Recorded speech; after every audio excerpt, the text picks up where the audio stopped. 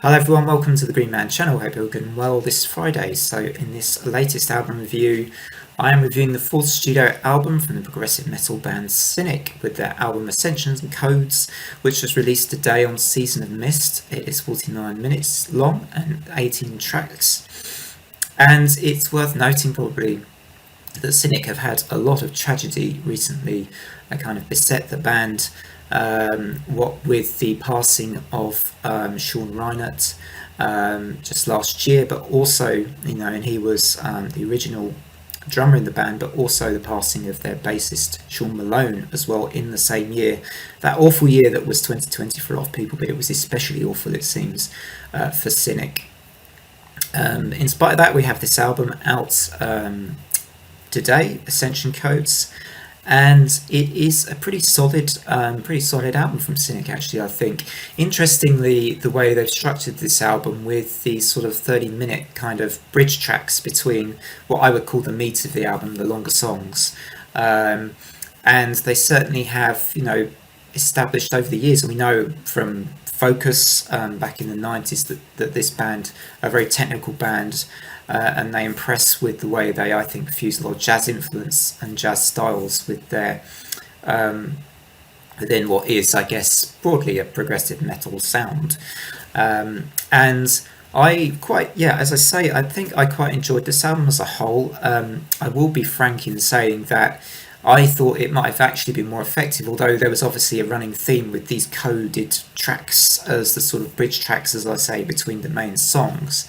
I actually felt the album might have been a little better off without those, if I'm honest, because it just felt like some of the momentum they build up with some of the really cool, the cool longer length songs we have on this album. It may have been that bit more effective for me in pushing that momentum on right till the end of the album. And I just felt that was lost a touch. You may disagree, which you're obviously welcome to, but I just felt that was a lost touch on this album. But you could also say that, with some of those instrumental tracks, there was quite a long one called DNA Activation Template, quite a longer song, which was more kind of electronic and atmospheric. But I actually quite liked that one, and the use, I think, of all these kind of vocoder style vocals, which was a kind of, I don't, not necessarily a big fan of lots of that kind of thing in songs, but for this track, it kind of did add quite a nice level of atmosphere to the track, which I kind of enjoyed. To dig into some of the other tracks, the ones that I really enjoyed on this release from Cynic, undoubtedly Winged Ones, which is the second track, or the first kind of big track on the album, I would say. Lots of really cool complex bass lines and lead guitar stuff going on this track, which is awesome. The keyboard style employed for this particular track reminds me a lot of a style that somebody like Peter Bardens used to use in the progressive rock band Camel, with those kind of long sort of jazzy passages on the keys, which I really liked. I thought it was really cool. And then it goes into pretty much a faster section towards the end of the song.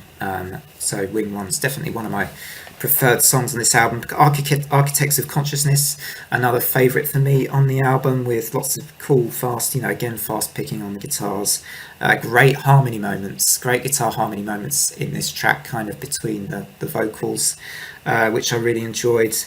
Aurora was the track which I thought actually Paul Masvidal really shone on his vocals, and in a lot of the other tracks his vocals feel quite sort of I don't think withdrawn's quite the right words, but they're not as forwards in the songs or in the mix, and yet in Aurora he really holds down the vocal notes, I think, really well, and the vocals just seem that bit louder and that bit much more apparent.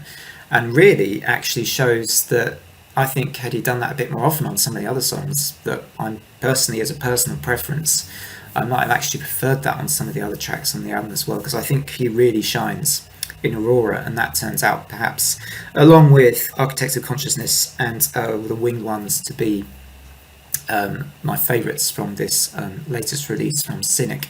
But, given the awful tragedy, I think, for this band last year, this is still a really impressive release, and